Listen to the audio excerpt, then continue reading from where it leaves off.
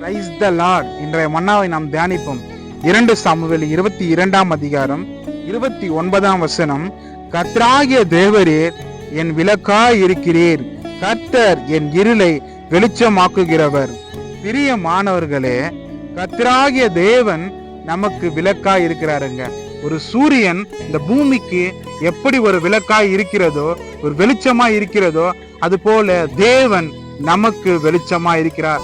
நம்முடைய வாழ்க்கையில அநேக பாவம் என்கிற இருளினால சூழ்ந்து இருக்கும் பொழுது நம் தேவன் நமக்கு விளக்காய் இருந்து நம்மளுடைய பாவத்தை எல்லாம் நம்ம விட்டு அகற்றி அவர் இந்த இருளில் இருக்கிற நமக்கு ஒரு வெளிச்சத்தை தேவன் கட்டளையிடுகிறார். அதுதான் வேதம் அழகாக சொல்லிக்கிறது. கர்த்தராகிய தேவரீர் என் விளக்காய் இருக்கிறீர், கர்த்தர் என் இருளை விட்டு வெளிச்சத்தை தந்து என் வாழ்க்கையை பிரகாசிக்க பண்ணுவார். கர்த்தர் இந்த வார்த்தைகள் மூலமாய் உங்களை ஆசீர்வதிப்பாராக.